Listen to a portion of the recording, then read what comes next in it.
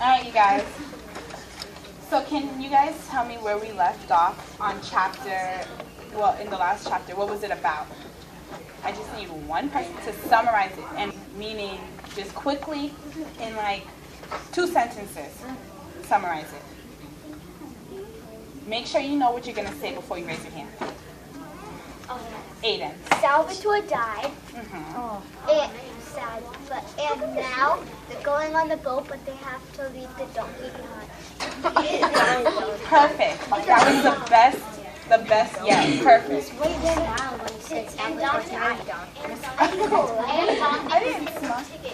Dominic's taking Salvatore's ticket.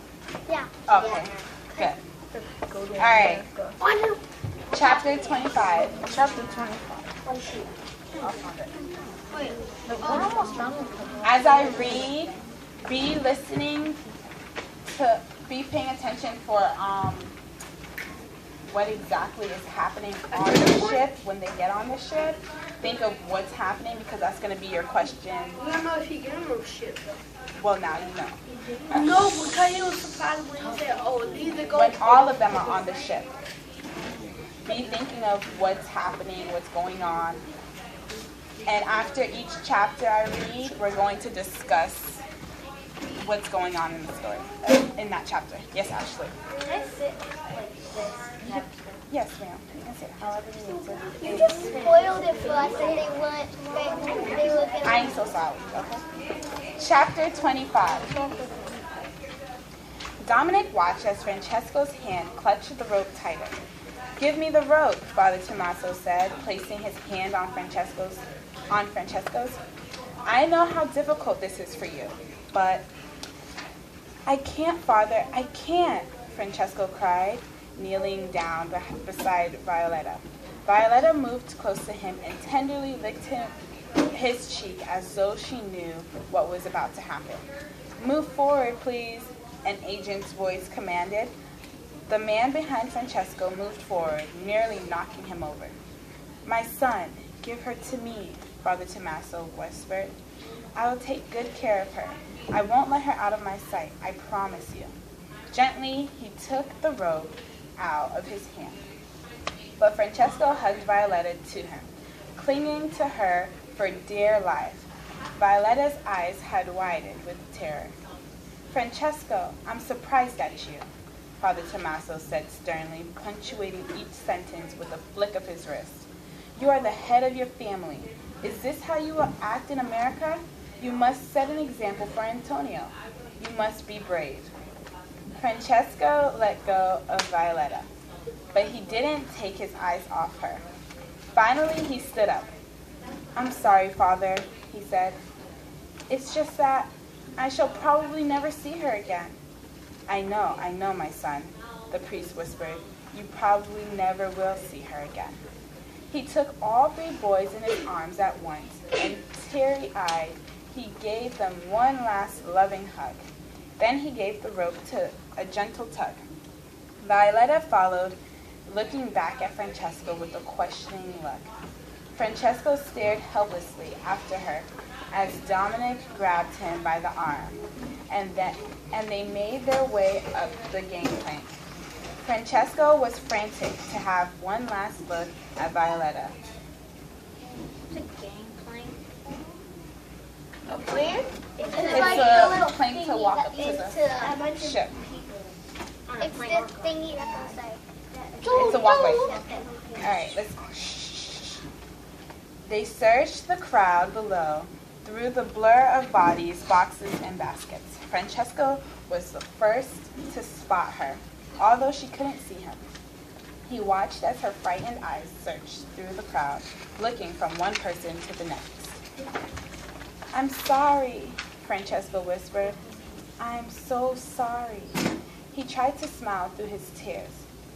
"Let her sleep near you at night, Father," he yelled into the roar of the crowd. "And don't let her eat weeds. And be sure to rub her nose each morning. And she likes that." And suddenly his voice was drowned out by the deafening sound of the ship's whistle. The line surged forward, and Antonio clung to Francesco as as they were carried along by the wave of people. The loud whistle of the ship blew again, and everyone turned to look back at the docks and wave goodbye to their loved ones. With tears streaming down his face, Francesco stumbled forward, searching in the sea of faces on the raft.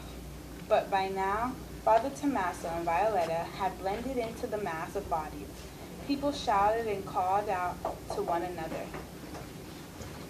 Their voices all blurred into one loud roar that echoed in Dominic's ear. Arrivederci. Where's Good. Dominic?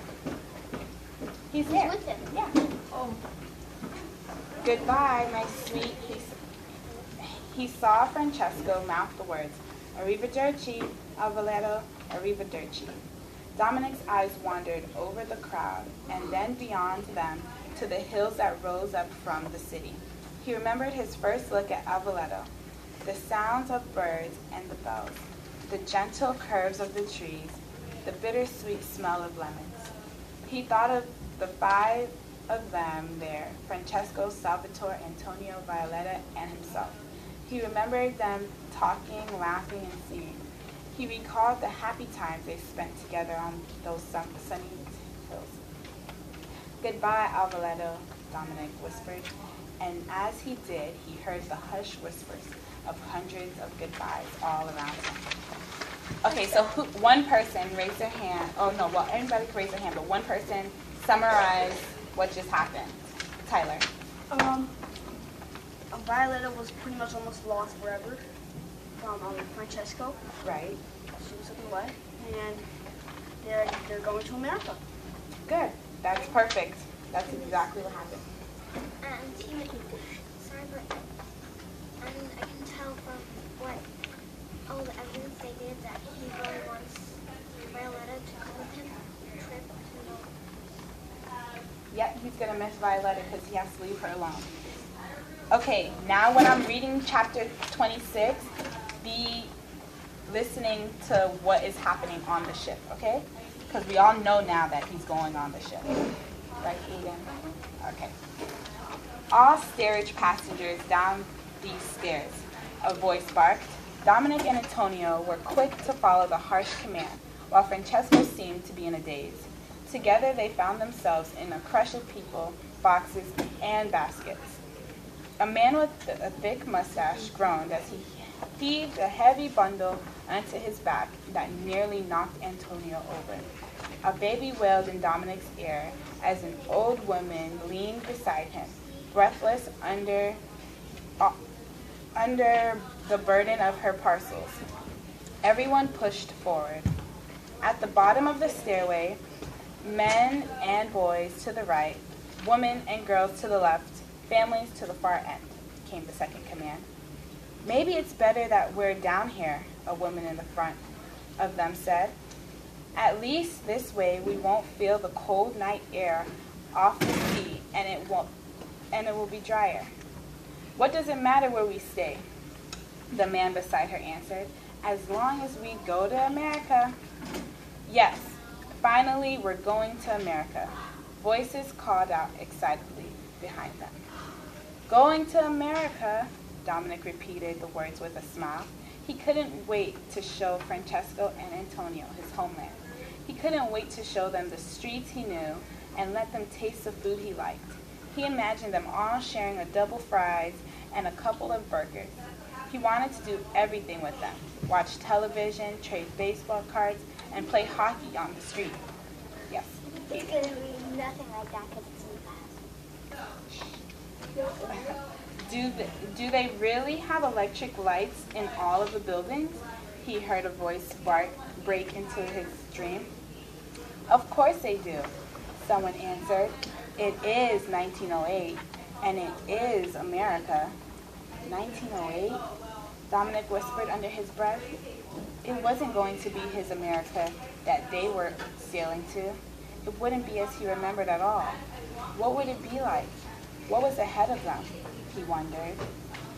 What was ahead of them now was a stairwell, and as they made their way down into the dark, cavernous room, the crowd grew quiet.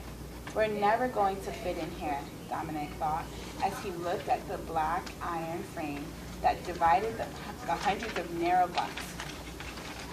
Each section had 3 tiers rising from a bare wooden floor. Thin, straw-filled mattresses covered each bunk. There were no pillows. Some bunks had thin, dirty blankets, but many did not.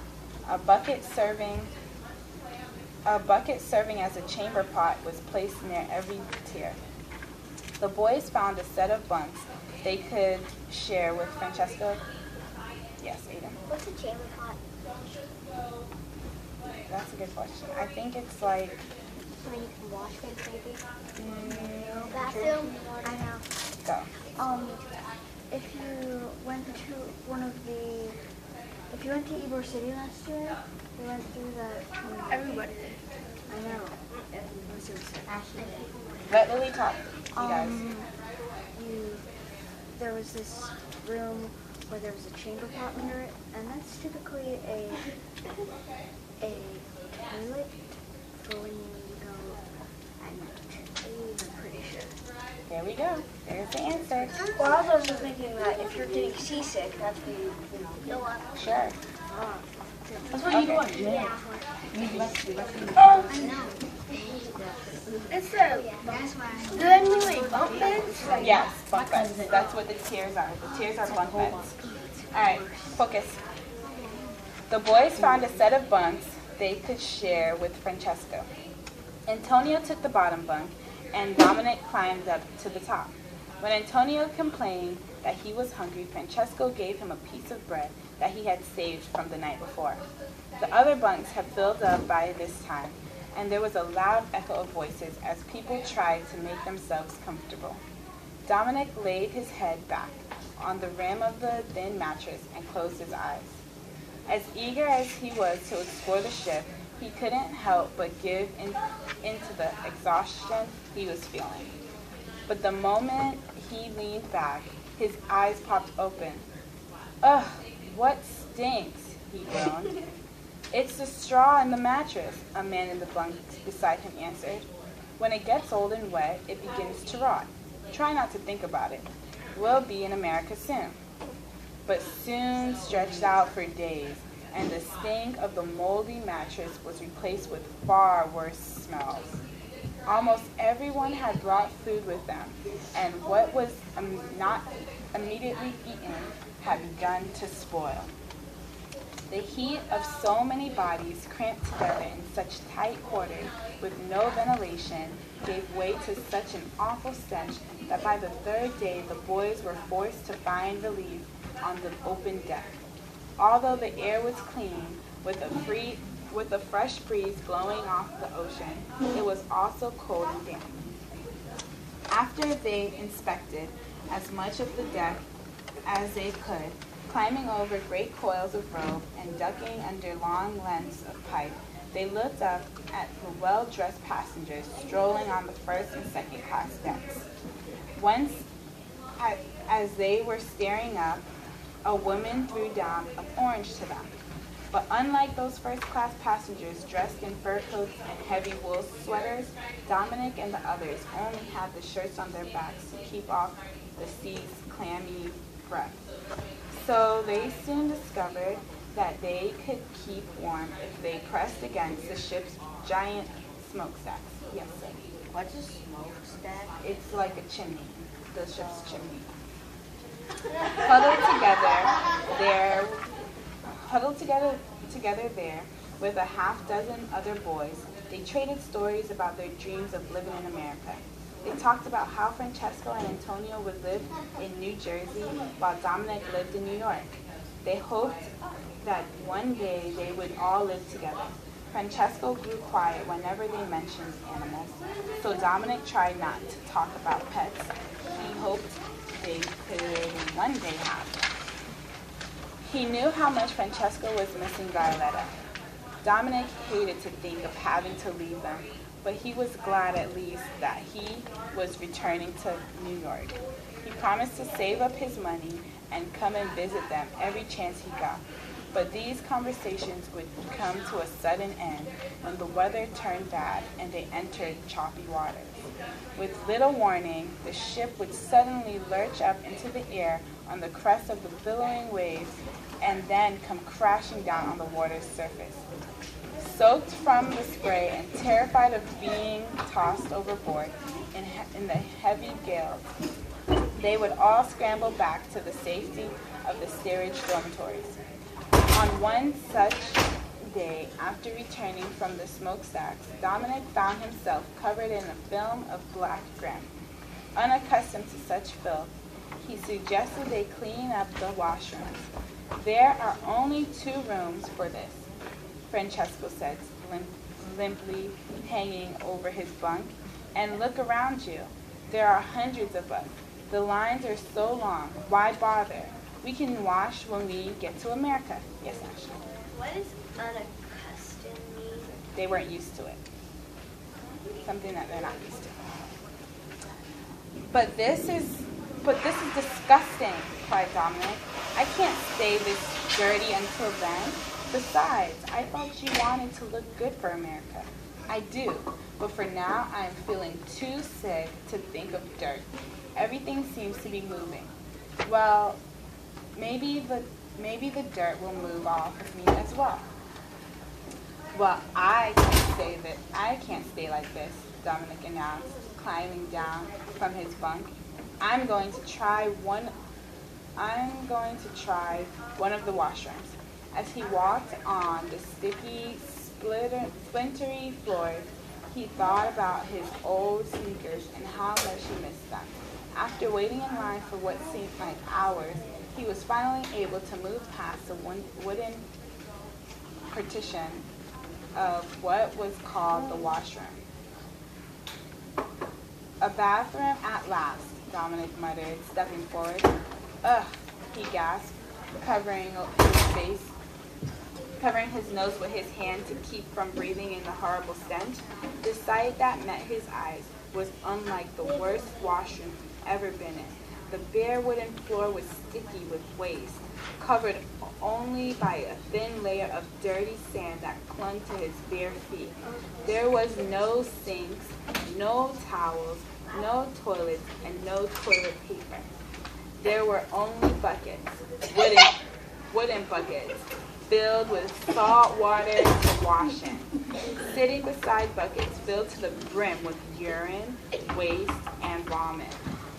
If he hadn't felt sick before he entered the washroom, Dominic certainly did when he left it. Did it have no tool? That's a good Isn't that beautiful? No! That's nasty! That is nasty. Unfortunately, I'm going number 2. Exactly. All right, so somebody summarize this last chapter I read. Tyler. He did it. Oh, he did. Sorry. Did what? Ashley. So they got onto the ship, and Dominic was like, what the heck is that awful smell when he got onto the bunk bed? And then they went into the laundry room, or the washroom room, and there That's were, the bathroom. Okay, the bathroom. Yeah. And there washroom was bathroom. like no toilet paper. There were just buckets, wooden buckets filled with pee. That's disgusting. And other Yeah. Like the same things horse got. urine. They got the thing. They got number 2, number 1. Are we gonna read number 7? What's that? Okay. Focus. Chapter 27. Yeah. Chapter 27. Yes. This is the last chapter. Yes. Thank you. When he returned to the bunks, Dominic found Francesco and Antonio talking about what they wanted to be when they grew up. When I grow up in America, I want to be a very fat man, Antonio said, puffing out his cheeks.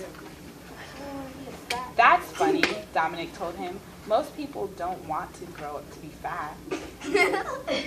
If I am fat, Antonio explained, I could live a long life without food, and my stomach won't hurt, and I'll never be hungry.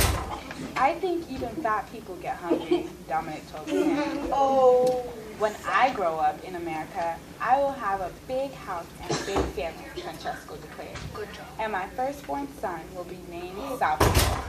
They all grew quiet at the mention of Salvatore. After the 5th day, their conversations turned from what things they would buy for each other to what kinds of food they would eat. For their meals now consisted of the hard biscuits and smelly gray soup that the crews served from big wooden tubs. By the second week, even the drinking water that the ship provided tasted so bad that many people refused to drink it. I can smell tobacco in it, Francesco said, making a face as he took a drink. And I can taste it too. They must have reused the cask. Tobacco is what they put in cigarettes. Yeah, which is How not are you actually allowed good. to take cigarettes on the boat? No, they didn't take the cigarettes. They just took it took out. The tobacco that's inside of the cigarette. I know, but why would they do that? I don't know. Because they want to. Because they're crazy people. All right, let's listen up. We have to hurry up, guys. Dominic winced as he spit out the foul-tasting liquid. I think we're getting sick from this water. Our stomach cramps started right after we drank it. He thought of Salvatore and his stomach pains. Nervously, he remembered how quickly his life had ebbed away. I know what it is. Context clues. I'm going to keep on reading. Would it be the same for them? Once again, the old man's words came back to him. Your courage is there, right alongside as your fear. Was there enough courage there to see him through his nightmare? As afraid as he was, he also began to feel angry. Why doesn't someone complain? He muttered. They shouldn't treat us like animals. Complain, Francesco repeated from the bottom bunk. Who to? The shipping company? And what do you suppose they would do? They'd put us off at the next port. Or maybe they wouldn't even wait. Maybe they'd just open the hatch and give a good shove. Do you see how some of the sailors treat us? To them, we are no better than dogs. No, it's not wise to complain. We need to get to America, and if it means we must drink dirty water, then that's what we'll do. I just hope we don't die before we get there, Dominic moaned, clutching his cramping stomach. His eyes began to wander about the room, and he looked from bunk to bunk at his fellow passengers. He could read the exhaustion on their faces, the weariness in their slack jaws. He could see the sickly green tint to their complexions, the white of their knuckles as they clutched the iron bars of their berths. He could hear the moans and groans, the prayers and the lamentations that accompanied each loud creak of the ship's wooden walls. But try as he might, he couldn't hear anger, the anger that he would have expected to accompany such miserable conditions. No one was demanding his money back. No one was threatening to sue the shipping company. They seemed to accept the misery as part of their payment to reach America. He tried closing his eyes, but that only made the continual rocking seem worse, and the stench grow stronger. This lasted for the remainder of the trip until days and nights began to run into each other, and he had lost all track of time. And then, on the 15th day, word came down to them that land had been sighted. Hoots and cheers filled the air as the exciting news was passed from bunk to bunk. High spirits spread through the ship like wildfire. People kissed, hugged, laughed, and cried. They had spotted land, American land. With trembling hands, Francesco shook Antonio awake. Hey, America, Antonio croaked, rubbing the sleep from his eyes. Are we really going to see America? Yes, Antonio, Francesco laughed as he pulled out 2 shirts from his cloth pack. And we are going to look for our best and we are going to look our best for our new country. Francesco and Antonio changed into their clean shirts. Then Francesco reached into the sack and pulled out the remaining one. Everyone grew quiet at the sight of it. Dominic looked down at the small worn shirt in Francesco's hand, and he knew what the others were thinking. He knew they were thinking of Salvatore and how he should be here, to wear the shirt and to see America. Go on, Francesco said, holding the shirt out to Dominic. Put it on. Salvatore would have wanted you to. Dominic quickly undid the little wooden buttons.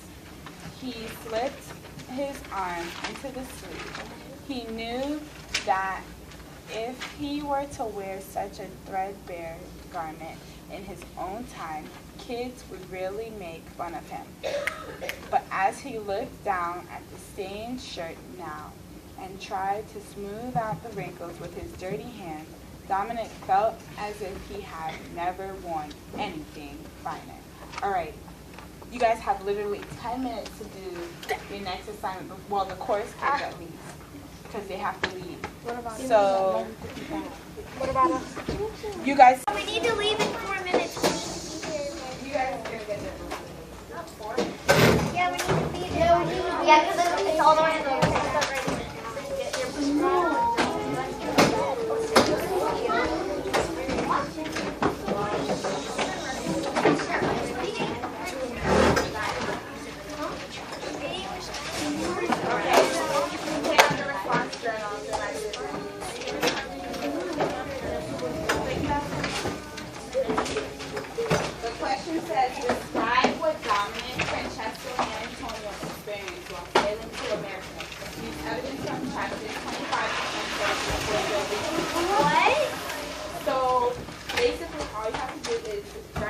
what happened to Antonio, Dominic, and Francesco when they were on the ship. What did they experience? What did they see? What were the people like?